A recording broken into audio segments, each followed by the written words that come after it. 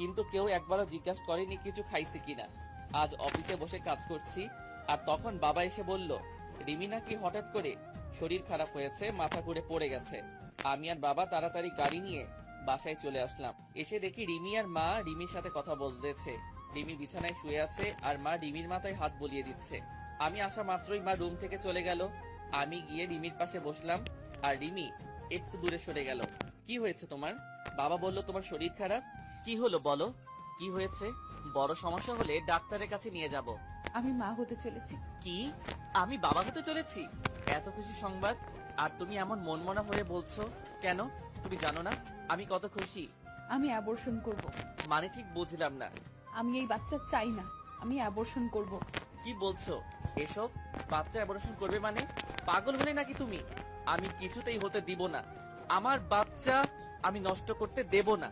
আমার পেটে আমি কোনো বখাটে মাস্তানের ধর্ষণকারীর বাচ্চা রাখতে পারবো না। আমার পেটে কোনো অমানুষের বাচ্চা রাখতে দেব না।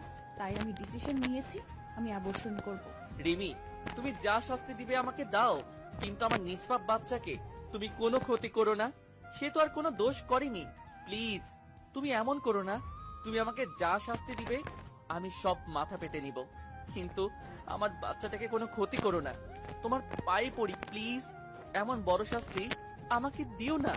আমার পেটে যে বাচ্চা, সে একটা অমানুষের বাচ্চা, একজন বখাটের বাচ্চা, যে নিজের ভালোবাসা পাওয়ার জন্য একটা মেয়েকে জীবিত লাশ করে দিতে পারে। আর তার বাচ্চা বড় হলে তার বাবার মতো হবে না, সেটা কেউ বলতে পারে? তাই আমার পেটে কোনো অমানুষের বাচ্চা পেটে ধরে রাখতে পারবো না। আর এই বাচ্চা যদি বড় হয়ে তার বাবার মতো অমানুষ হয়, তাই আগে থেকে আমি পৃথিবীতে কোনো অমানুষ নিয়ে আসতে পারবো না। প্লিজ রিমি, তুমি আমাকে যা বলার বলো, কিন্তু আমার বাচ্চাকে কিছু বলো না। আমি তোমাকে কথা দিলাম, আমার বাচ্চা পৃথিবীর আলো দেখার সাথেই তোমার থেকে অনেক দূরে নিয়ে যাব। আমার বাচ্চার চেহারা পর্যন্ত তোমাকে দেখতে দেব না। তার আগে আমি সবকিছু ছেড়ে চলে যাব। আমার কান্না দেখে রিমির হয়তো কিছুটা মায়া হলো, তাই সে আর কিছু বলল না। আমার সামনে থেকে উঠে চলে গেল। আমি ওখানে বসে বসে ভাবছি, নিজের সন্তানকে কেউ কোনোদিন এভাবে বলে আমার কোনোদিন জানা ছিল না। রিমির সাথে না হয় আমি একটা অন্যায় করেছি, কিন্তু সে তো আমার বউ হয়।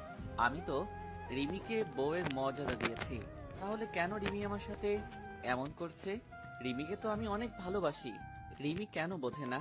আমি বাইরে চলে আসলাম আর এক প্যাকেট সিগারেট নিলাম, নিয়ে ছাদে চলে আসলাম আর মনের সব দুঃখ ধোঁয়ার সাথে উড়িয়ে দিচ্ছি।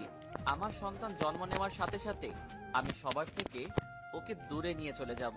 কেউ যেন তাকে অমানুষের বাচ্চা না বলতে পারে। রিমি তো আমার সন্তানকে কোনো দিন মেনে নেবে না, তাই সবাইকে বোঝার আগে আমি আমার সন্তানকে নিয়ে অনেক দূরে চলে যাব। চাইলেই আর খুঁজে পাবে না। সিগারেট শেষ করে নিচে আসলাম, এসে দেখি সবাই একসাথে বসে রাতের খাবার খাচ্ছে। আমার মনটা আবার খারাপ হয়ে গেল। আজকেও আমাকে না ডেকে সবাই একসাথে খাওয়া শুরু করে দিয়েছে। আমি আমার রুমের দিকে যাচ্ছি, তখন বাবা আমাকে ডাকলো খাবার খেতে। আমার ক্ষুধা নাই বলে রুমে চলে আসলাম। আমার মায়ের কাছে আমি এতটাই ঘৃণার পাত্র হয়ে গেলাম যে আমার সাথে এই কয়টা দিন একটা কথাও বলেনি। আমি নিচে বিছানা পেতে শুয়ে পড়লাম। কখন যে ঘুমিয়ে পড়েছি ঠিক নেই। সকালে উঠে দেখি রিমি খাটের উপর নেই, হয়তো নিচে গেছে। আমি উঠে ফ্রেশ হয়ে নাস্তা না করে অফিসে চলে আসলাম। বিকালে অফিস শেষে বাসায় আসার সময় রিমির জন্য কিছু জিনিস নিয়ে নিলাম, কিছু ফল আর মাদার হরলিক্স আর অন্যান্য মায়ের শরীরের উপকারে আসে সব কিছু নিয়ে আসছি। তখন অঝোর ধারায় বৃষ্টি হতে লাগলো। আজ খুব বৃষ্টিতে ভিজতে ইচ্ছা করছে। অনেকদিন বৃষ্টিতে গোসল করিনি। আমার আবার বৃষ্টিতে ভিজলে জ্বর ঠান্ডা লাগে। আমি কোনো কিছু না ভেবে একভাবে হেঁটে চলেছি। বাসায় এসে কলিং বেল বাজালাম, দেখি আব্বু দরজা খুলে দিচ্ছে। কিরে, তুই বৃষ্টিতে কেন ভিজছস? তোর জ্বর আসবে। কিছু হবে না, অনেকদিন পর বৃষ্টিতে ভিজেছি তাই ভালো লাগছে। আমার রুমে চলে আসলাম। এসে দেখি রিমি জানালার গ্রিল ধরে এক মনে বাইরে তাকিয়ে আছে। আমি রিমিকে ডাক দিলাম। রিমি আমার দিকে তাকালো।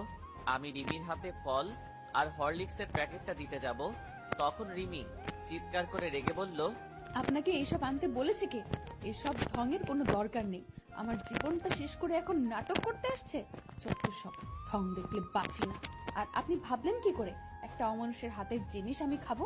যদি সারাদিন না খেয়েও থাকি, তবুও আপনার মতো একটা মানুষের কোনো জিনিস খাবো না। রিমি, আমি এসব কিছু আনতে চাইনি। শুধু আমাদের বাচ্চাটার জন্য নিয়ে এসেছি। তুমি আমাকে যেভাবে শাস্তি দেবার দাও, আমাদের বাচ্চাটাকে কোনো শাস্তি দিও না। তুমি এগুলো আমার বাচ্চার জন্য নিয়মিত খাও। আমাদের বাচ্চা মানে শুধু আপনার বাচ্চা, আমার কোনো বাচ্চা নেই। তাও আবার আপনার মতো একটা জানোয়ারের বাচ্চা নেব আমি? কোনোদিন না, কোনোদিন সম্ভব না। আচ্ছা